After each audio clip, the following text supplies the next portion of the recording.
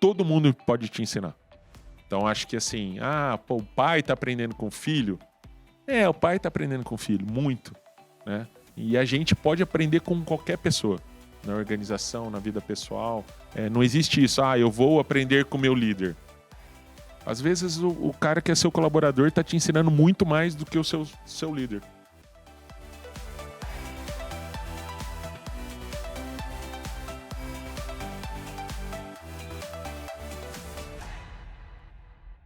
É nesse espírito de muita alegria, muita gratidão e principalmente revivendo o passado.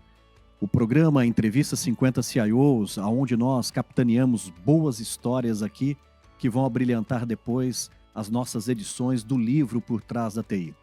E o meu convidado de hoje é um grande amigo, e um amigo de longa data, que viu a NetGlobe nascer como companhia, como sonho, e temos hoje compartilhado grandes etapas de nossas vidas, tanto profissional quanto profissionalmente também. E o meu convidado de hoje é o Marcelo Miata. Miata, super prazer estar aqui com você e poder bater esse papo. Bom dia, Renato, tudo bem?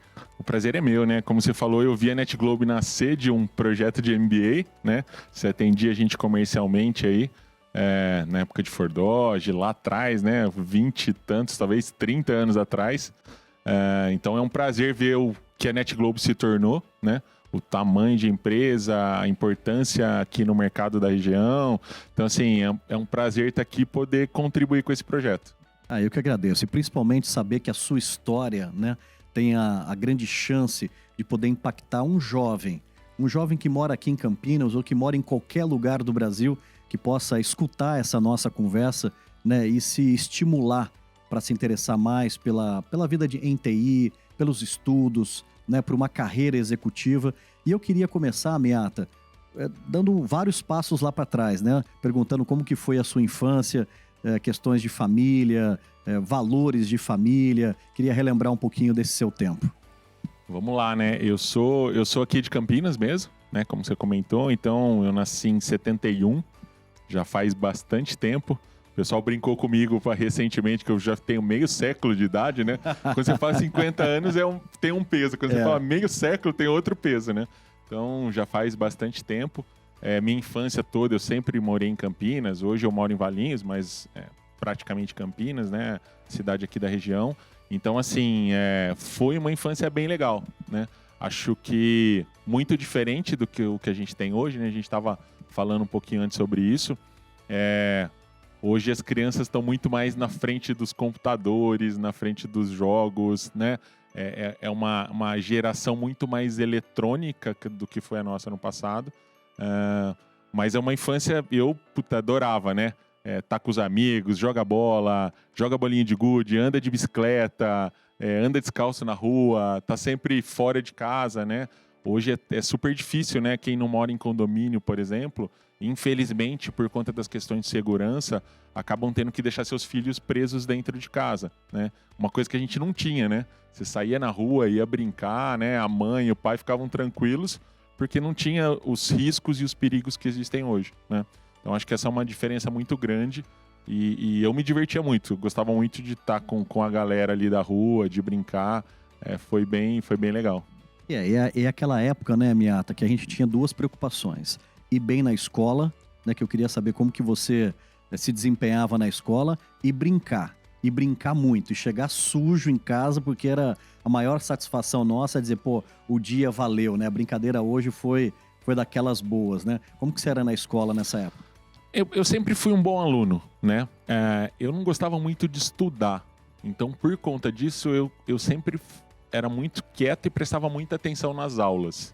Então, acho que até eu não gostar muito de ter que estudar em casa era por conta de gostar de estar brincando, né? Então, mas eu sempre fui muito bem na escola, né? Sempre fui muito bem, sempre fui um bom aluno. Não era o que hoje ainda se fala e se chamava de CDF, né? Mas tinha notas boas para passar de ano sem ter muita dor de cabeça. Mas não gostava de estudar muito não em casa. Então, assim, eu procurava absorver o máximo possível em sala de aula para não precisar chegar em casa e estudar, né? E ter mais tempo para brincar, isso que era legal, né? Exatamente. Miata, nós somos profissionais na área de tecnologia, de negócios, né? E como que foi o início da TI na sua infância? Você começou a ter a oportunidade de mexer com computadores, ter seu primeiro computador ainda ali na juventude? Como que foi isso? Foi sim, Renato. Assim, eu vou falar, acho que a maior parte das pessoas nem conhece, né? Se alguém quiser depois procurar na internet, vai ver que era quase uma máquina de escrever. O primeiro computador foi um TK-85, né? Famoso TK-85. TK-85, e assim, vou falar algumas coisas que muita gente nem sabe o que é, né?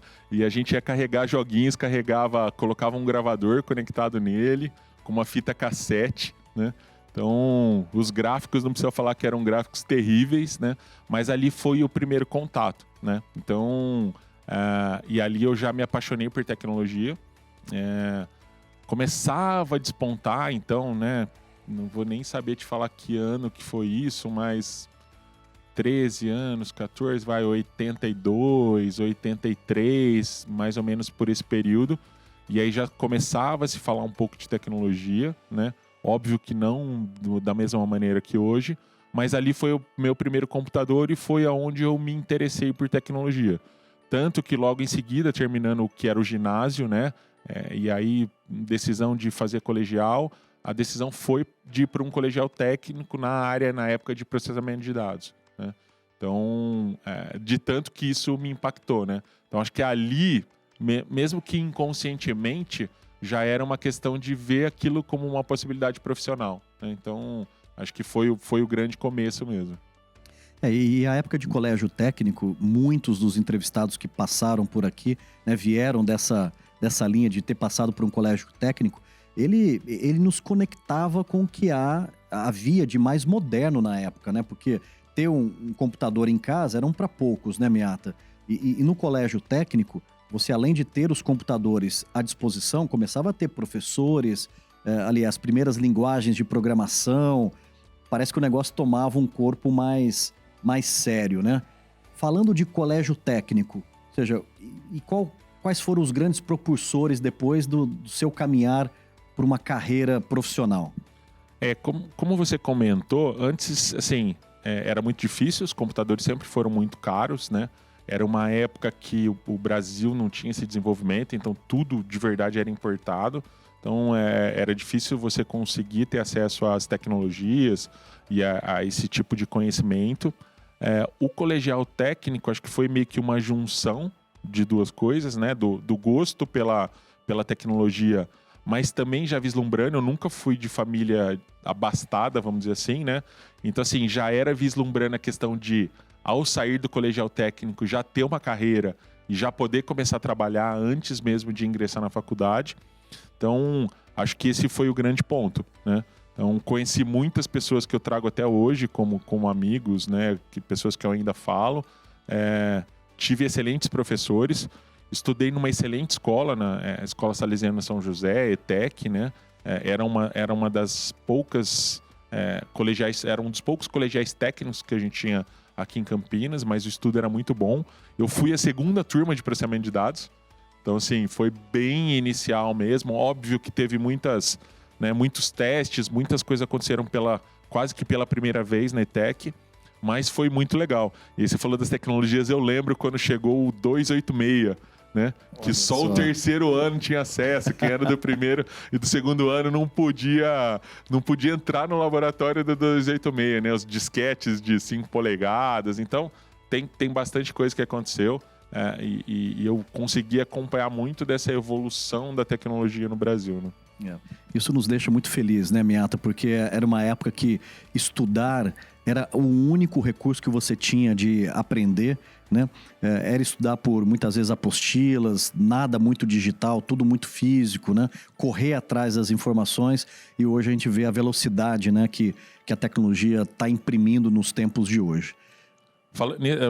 Nisso que você falou, por exemplo, quando eu comecei colegial técnico, não existia internet, né? A internet simplesmente não existia.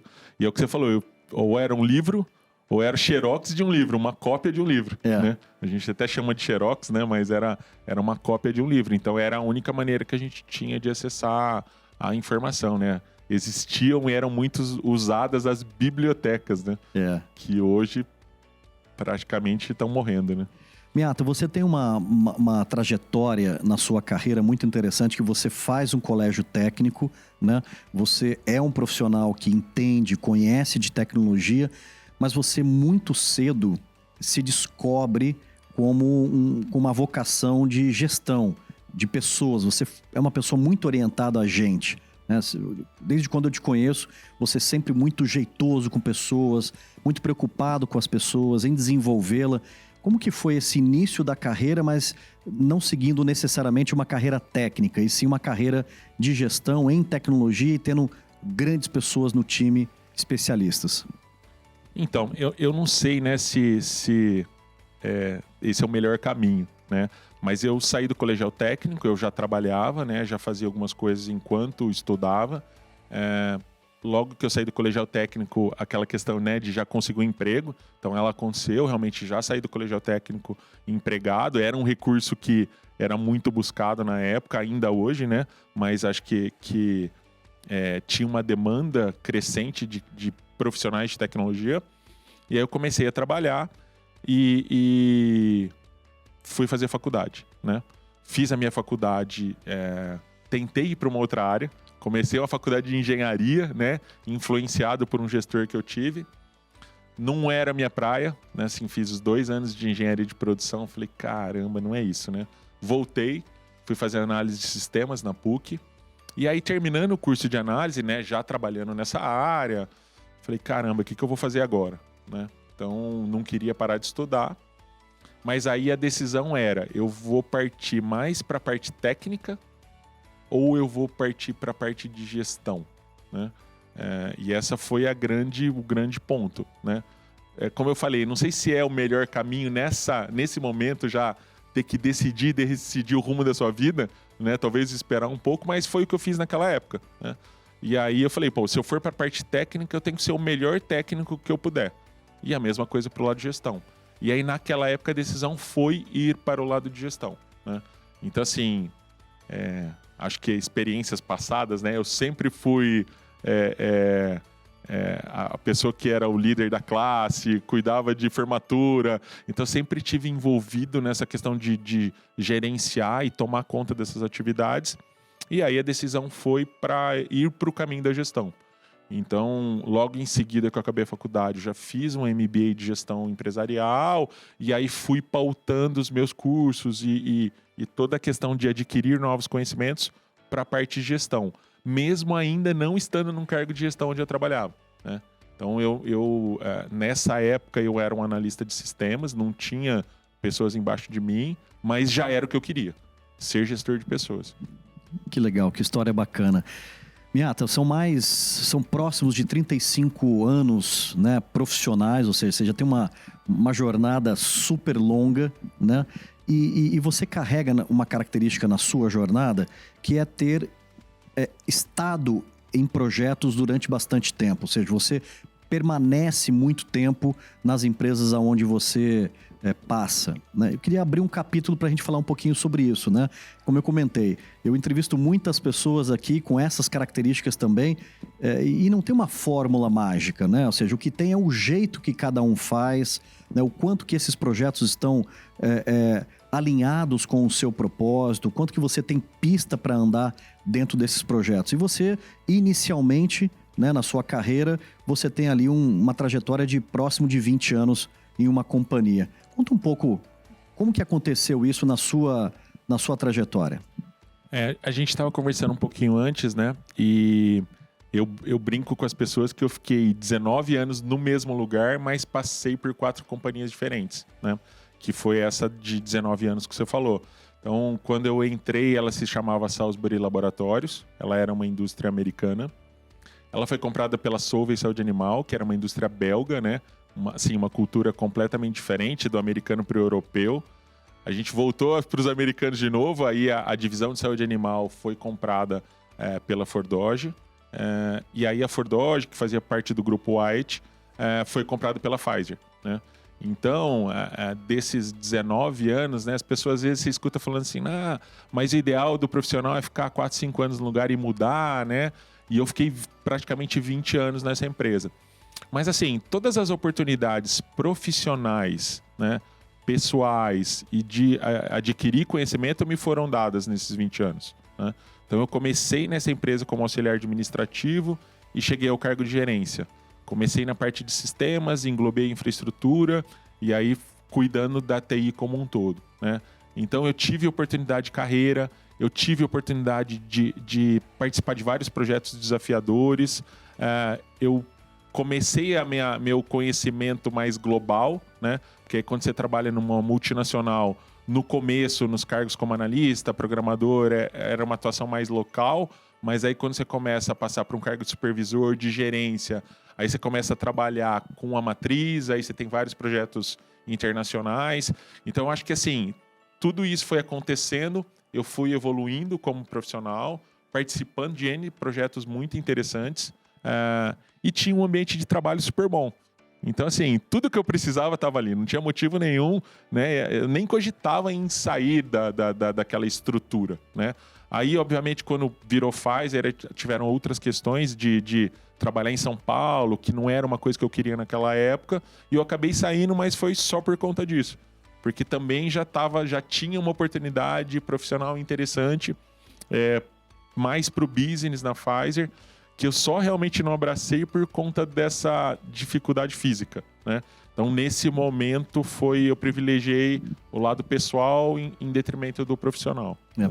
Eu acho que você tocou num ponto importante que eu queria falar um pouquinho. Nós estamos gravando esse vídeo em 2023, né? Obviamente, passamos por uma pandemia, né? O conceito do trabalho híbrido está muito mais forte, né? O conceito do remoto, quebraram-se algumas barreiras, né, da questão do trabalho, mas falando desta época, né, Miata, era uma cultura muito presencial, né? Ou seja, não era comum você negociar um pacote e dizer, olha, então, eu vou para o escritório uma vez por semana, né? Não tinha muito isso, né?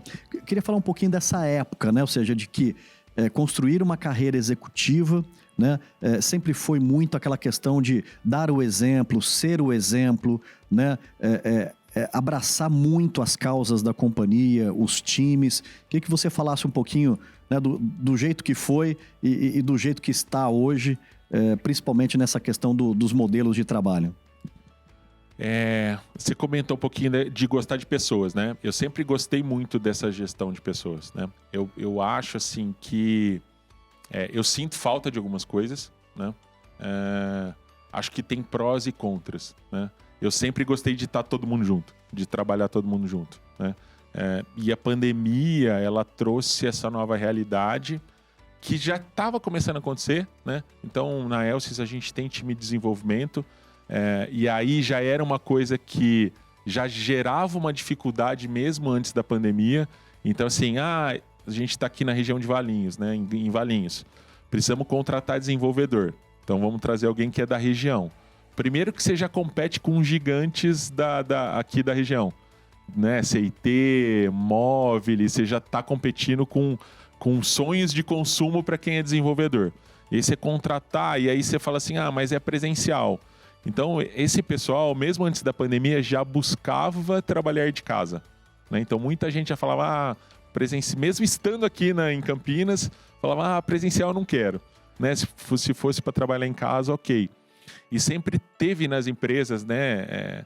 Talvez algumas empresas como a IBM, outras empresas que já traziam esse modelo, nem tanto, mas acho que as empresas, principalmente as nacionais, ainda tinha muito da questão do presencial, né? De não abrir mão do presencial. Então a gente já estava começando a sofrer um pouco sobre isso. Mas tudo acho que é uma questão de quebra de paradigmas, né?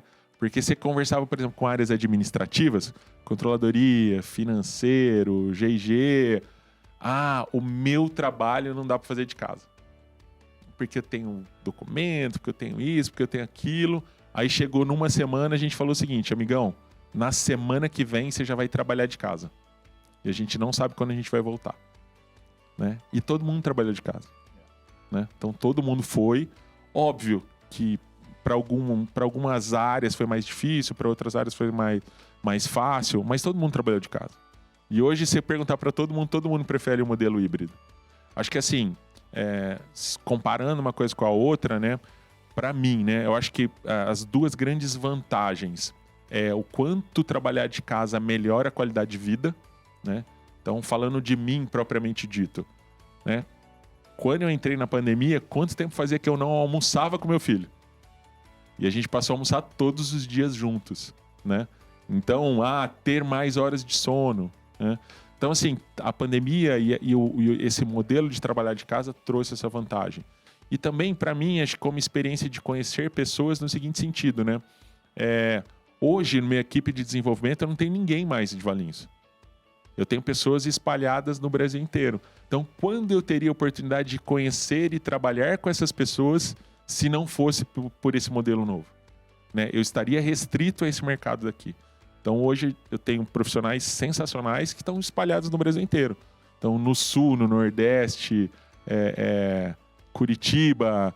Então, tenho gente no Brasil todo. Então, essa é uma possibilidade que se abriu que não existia. Novas estratégias, mais inovação, tecnologia e muita qualidade. A unidade Agência Digital NetGlobe Cybersecurity desenvolve conteúdos de treinamento e conscientização em cibersegurança, além de pentest e proteção contra phishing e outras ameaças virtuais. Independentemente da área, nossa missão é sempre conectar as pessoas através da tecnologia e transformar experiências. E aí, vamos construir o futuro juntos? E tudo muito recente, né, Miata? A gente não aprendeu a ser gestor, né, de equipes remotas. A gente também tem que assim, se preparar para poder lidar com pessoas diferentes, e muitas vezes nem conhecendo a pessoa pessoalmente, mas sem dúvida alguma é mais um capítulo que nós, como líderes, né, temos que nos preparar para liderar muito bem equipes que estão também remotamente. Eu acho que isso é muito bacana. Só em relação a isso, eu acho que assim, talvez eu e vários gestores sofreram um pouco menos com essa gestão remota, porque assim, o Brasil tinha muito da cultura de eu preciso ver o que a pessoa está fazendo para saber que ela está trabalhando. Né? Então, se eu não vejo o que tem na tela dele, se eu não vejo se ele está ali fazendo alguma coisa, eu não sei se ele trabalha ou não. Eu já não tinha muito essa preocupação por conta da confiança e do trabalho de time que a gente sempre fez, né? Então, assim, independente de eu estar vendo o que ele está fazendo, eu sabia que ele estava trabalhando. Então, acho que isso, se você já trazia essa, vamos dizer, metodologia ou esse jeito de trabalhar, a pessoa estar em casa ou estar no escritório, talvez não era uma preocupação tão grande quanto aquele gestor que gosta de estar ali do lado olhando o que a pessoa está fazendo. Para mim acho que não é jeito certo ou errado, né? Mas acho que para quem já fazia isso com o próprio time, fazer o trabalho remoto era mais fácil. Sem dúvida alguma. E a gente está engatinhando ainda, né, nesse conceito, tem muita coisa bacana acontecendo. O ponto veio para ficar, nós temos que nos preparar, as pessoas têm que entender que esse balanço, né, de qualidade de vida versus trabalho é um direito adquirido, né, dos bons profissionais. Eu acho que a gente vai amadurecer muito ainda nesse conceito. E a gente se acostuma fácil com o que é bom, né? Então, a partir do momento que o cara experimentou poder trabalhar de casa, poder ficar com a família, poder dormir mais, ter mais tempo para fazer as suas coisas pessoais. Então, a partir desse momento que a pessoa experimentou isso, ela não quer deixar isso de lado. A gente está vivendo nesse momento que a gente grava aqui um momento bastante difícil de país, né? O país passa por um desafio muito grande, né? E temos visto movimentos assim um pouco mais radicais, né? Algumas companhias com uma cultura mais de dono, uma cultura mais de presença, muitas vezes acolhendo muito mais o trabalho ali no escritório, né? Tendo essa possibilidade do remoto, mas revisitando um pouco as suas culturas.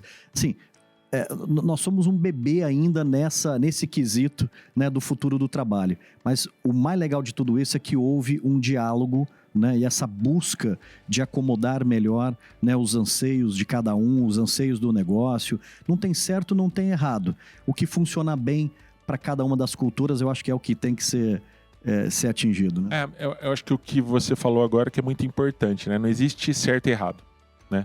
Mesmo profissionalmente, por exemplo, lá na Elsys, eu conheço gente que não gosta de trabalhar em casa. Ela quer ir para o escritório todo dia. Então não é nem assim, a empresa está impondo que você vá todo dia. Ela gosta. Ela se sente mais produtiva estando no escritório do que estando em casa. Tem gente que não, tem gente que quer ficar todos os dias. Então, hoje a gente está no esquema híbrido, né? Acho que tem uma questão da empresa, cultural, né? Tem empresas que a cultura faz com que a empresa funcione melhor se todo mundo estiver fisicamente lá. Tem empresas que não faz diferença a pessoa estar fisicamente lá ou não, né? Então, eu acho que tem desafios, como você falou. Eu acho que para a gente, em geral, é muito novo, né? Talvez para algumas pessoas na área de tecnologia, tinha empresas que já adotavam isso, algumas posições de desenvolvedores já tinham isso muito natural, né? Mas para o público, ou dizer, para as profissões em geral, é muito diferente, né? É muito diferente. E uma grande preocupação que nós temos aqui, principalmente o primeiro emprego, a importância de ter esse trabalho próximo dos gestores, ou seja, para criar um pouco aquelas bases. Uma coisa que eu tenho um pouco de receio, sabe, Miata, muitas vezes você ser um estagiário remoto, né? Então, assim, você acorda de manhã cedo, você tem 18 anos de idade, seu primeiro trabalho, né, de estágio, poxa, você tem que se autogerenciar, você tem que ter as disciplinas totais. Então, assim, acho que a gente tem que acertar na mão também, né, a questão da maturidade, a função, a cultura, né, para que a gente possa estar formando bons profissionais para o futuro com responsabilidade. Talvez as pessoas mais maduras, facilmente ela consegue se autogerenciar, responsabilidade, né? Pô, se precisou entrar às 10 horas numa atividade, pô, ele vai até um pouquinho mais tarde, tem um compromisso da entrega, mas eu acho que essa nova geração, ela tem que tomar esse cuidado de não ser uma geração 100% remota só e perder esses laços importantes. Você acredita nisso, Miata? Sim, eu comparo isso, né? A gente fala muito sobre isso porque a gente trabalha com os menores aprendizes na ELSES, né? Eu comparo isso com o meu filho na época da pandemia, né? E outras crianças que eu conhecia. Então, assim, crianças que estavam na fase de alfabetização durante a pandemia. Então, esse processo de ser alfabetizado online foi, com todo mundo que eu conversei, foi muito difícil. Extremamente. Muito doloroso e não trouxe o resultado que teria se tivesse acontecido presencialmente, né? Então, eu concordo 100% com você. Acho que os menores aprendizes, estagiários, eu acho que assim, a base da vida profissional ainda está em formação, né? E existe um risco muito grande, você não estando no presencial, no meu ponto de vista, dessa base ser mal construída, né? Então, acho que assim, o presencial para alguns cargos, principalmente início de carreira, eu entendo ser muito importante. Talvez não 100%, até para você começar a criar, né, essa cultura e começar a criar esse senso de responsabilidade, profissionalismo, mesmo estando no online. Mas assim, eu vejo que é muito importante a maior parte do tempo estar no presencial. Porque aí sim, demanda um acompanhamento mais próximo, demanda estar de olho. Tem pessoas, né, em geral, os menores aprendizes nunca trabalharam. Então tem a questão do ambiente corporativo, tem a questão de entender o que é uma empresa, de entender o que são as responsabilidades, né, de entender o que é trabalhar em time. Então tem algumas coisas que eu acho que no online é difícil de criar essa cultura e essa base mais sólida. Então eu vejo como um risco isso acontecer 100% de forma online. Eu acho perigoso também. Muito legal. Miata, transferindo um pouco a nossa conversa aqui, falando principalmente sobre jornada, né? São 35 anos de experiência profissional do seu lado aí, e eu tenho certeza que para construir tudo isso, você construiu com pessoas, né? Com equipes, com gestores, né? Com grandes referências que você leva na sua jornada. Eu queria falar um pouquinho sobre isso, né? A importância de caminharmos com pessoas e quem são essas pessoas referências para você, tanto no âmbito profissional quanto pessoal. Chegou o momento aqui de agradecer, né? Pessoas importantes aí na nossa jornada. Quem vem à sua mente, Miata? A gente falou um pouco sobre isso, né? Acho que assim, acho que todo mundo, sem exceção, quando passa pela sua vida pessoal ou profissional, acho que é nossa obrigação aprender com essas pessoas, né? Infelizmente, algumas aprendeu como não fazer algumas coisas, mas acho que mesmo nesse sentido, sempre são lições, né? Então, acho que todas as pessoas que passam pela vida pessoal e profissional, elas acabam agregando, trazendo alguma coisa. Faculdade, colegial técnicos, empregos, gestores, né? Então, acho que isso é um ponto importante. Acho que isso que você falou é muito importante, né? Eu, particularmente, acho que o principal da vida profissional é conseguir trabalhar com pessoas, né? Então, é o maior desafio, sempre em projetos, em áreas, sempre é o maior desafio, como que você, sendo gestor ou não, né? Mesmo quando você não é gestor, você continua trabalhando em equipe, você continua trabalhando com pares. Então, sim, essa relação, né, é muito importante. Então, acho que, em termos de aprendizado, eu sempre aprendi com todo mundo e procurei sempre tirar as melhores lições e espero que tenha ajudado no crescimento de outras pessoas, né? Mas referência, né? Acho que minha mãe, né? Falando de agradecimento, eu brinco que eu e minha mãe, a gente brigava muito, né? Brigava muito mesmo, às vezes saíam uns quebras homéricos, né? Mas eu fui entendendo que isso acontecia porque a gente era muito igual, né? Então, a minha mãe, durante muito tempo, né? Ela acabou sendo mãe e pai. A gente falou sobre isso, ela era uma mulher muito forte, né? Então, acho que o modelo de caráter e uma série de coisas vieram dela, né? Óbvio que, como todas as pessoas tinham defeitos, como eu tenho, como você tem, como todo mundo tem. Mas eu aprendi muito com a minha mãe, né? E meu filho, né? Então... Grande filhão. Momento de emoção, de falar de família e das preciosidades, né, Miata? Eu sempre fui assim... E isso era uma crítica que sempre muitas pessoas me fizeram e eu tinha consciência disso. Sempre o cara muito, às vezes, duro, assim, né? Muito rígido. E às vezes a pessoa olhava pra mim e falava, pô, Miata, às vezes eu olho pra você e fico até com medo, assim, né? Então, de não estar, às vezes, sorrindo, né? Então, em alguns momentos, quando a pessoa não me conhecia ainda direito, levava pra esse lado dessa dureza, né? E eu acho que o Henrico, ele me leva para o lado da leveza. Né? Que legal. Então ele é um menino fantástico, super divertido, piadista, super de bem com a vida, ele tá sempre feliz. Então, assim, como você falou, né? Eu fico emocionado, porque ele me ensina muito, né? E eu, desde adolescente, meu sonho sempre foi ser pai. Olha que legal. Né? Então, mesmo? assim, desde muito cedo eu sempre quis ser pai, né? Então o nascimento do Henrico é a realização de um sonho da vida, vamos dizer assim, né? Que legal. Então ele ainda me ensina muito, né? E eu acho que essa é a questão, né? Voltando para o começo da nossa conversa sobre esse assunto, todo mundo pode te ensinar. Então acho que assim, o pai está aprendendo com o filho. O pai está aprendendo com o filho, muito, né? E a gente pode aprender com qualquer pessoa, na organização, na vida pessoal. Não existe isso, eu vou aprender com o meu líder. Às vezes o cara que é seu colaborador está te ensinando muito mais do que o seu líder. É verdade. Né? Então, acho que esse é o grande ponto. E nós temos que estar abertos, né, Miata, a ser esse aprendiz, esse aluno, depois de uma certa idade, e aprender com as mais simples demonstrações, né? Quando você fala do Henrico, né, eu me vejo aprendendo com o João também, né? Muitas vezes ali numa determinação de querer crescer e não tem idade para isso. E o legal é que você foi pai já um pouco mais maduro, né? Você conseguiu se preparar muito bem, né? Equalizar boa parte, né, dessa vida profissional com família. Eu acho que tem uma coisa bacana. Vamos falar um pouquinho, uma mensagem para os jovens, já que nós estamos falando aqui dos nossos filhos, né? Tentando imaginar ali o Marcelo Miata, né, no colégio técnico, no Salesiano, em Campinas, com 16 anos de idade. O que você diria para o Marcelo Miata, aos 16 anos de idade, sabendo de toda essa trajetória, né?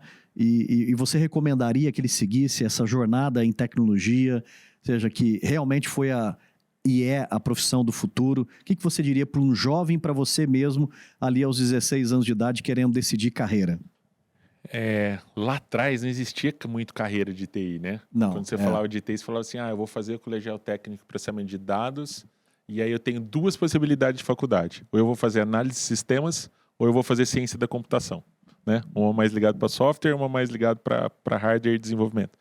Então, assim, hoje você olha, assim, a gente brinca e muita gente fala isso, né? A profissão, se o Henrico for trabalhar com tecnologia, ele gosta também, a profissão dele ainda não existe, né? Então, a profissão que ele vai exercer ainda não foi criada, né? Então, toda hora você fala, profissional disso, profissional daquilo. Você fala, caramba, agora a gente está falando muito de IA generativa, né? Analista de IA.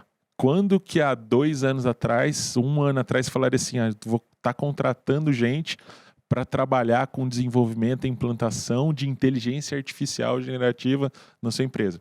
Então, assim, as coisas são muito dinâmicas. Mas eu acho que uma coisa que não muda, independente da tecnologia que existe, a gente estava falando sobre isso agora, é uma questão das pessoas, né?